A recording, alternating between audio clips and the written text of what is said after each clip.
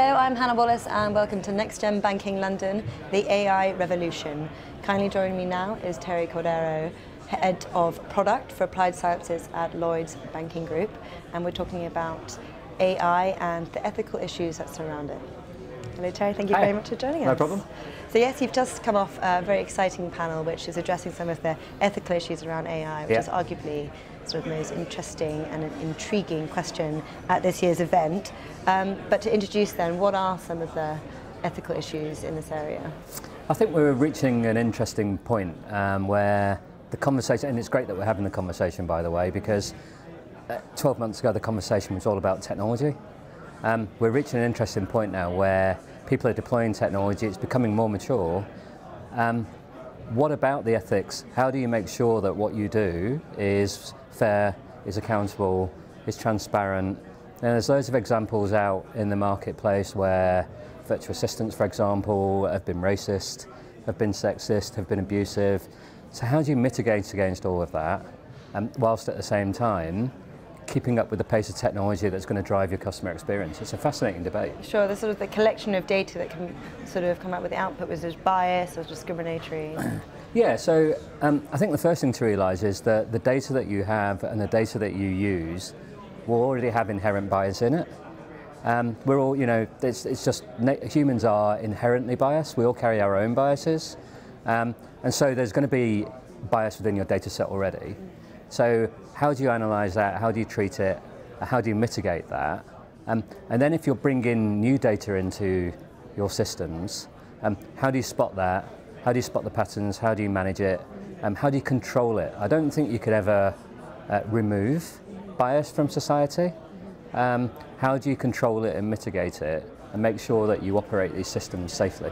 Right, but that sort of leads me into my next question then. How do you think the financial service industry can sort of regulate AI in this sense? So I think regulation's part of it. You know, there's a ton of regulation around with regards to GDPR and data privacy.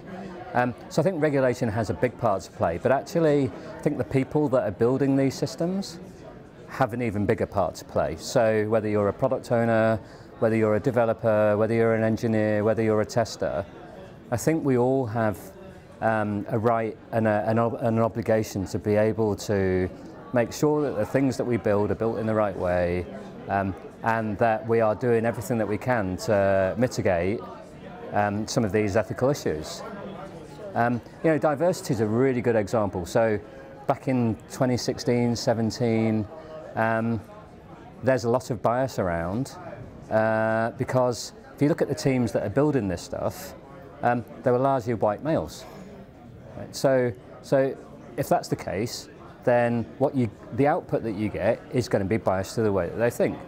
What you really want is a diverse team of people from all ages, all sexes, all backgrounds, all creeds, coming together, creating the system so that what you're producing is as diverse as the customer base that you're servicing. Sure, it's really interesting.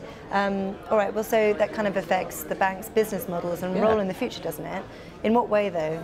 Well, I think, again, so when we first started, there's a really good example. When we first started building our virtual assistant, we built some dialogue, and the virtual assistant understood that if a customer said, "I've lost my wallet," we knew how to handle that. But if a customer said, "I've lost my purse," the bot didn't know how to handle that because, of course, it had been coded by men. Right? So that's a lesson for us, that actually what you need is a really diverse team of people. It's a really simple example, but actually it affected the outcome. And so it's a really small example of just things that you need to look out for, that you need to learn, and then you need to solve for going forward. Right, and there's talk about sort of AI replacing the sort of human workforce. Yeah. In the future, do you think the two can coexist together? Well, I think they have to coexist together. Yeah. So we have a kind of a strapline at Lloyds, which is, you know, the futures are around smart people and smart machines, and how those two things coexist together. I came back from a conference last year, and one of the best things I ever heard was even algorithms need parents.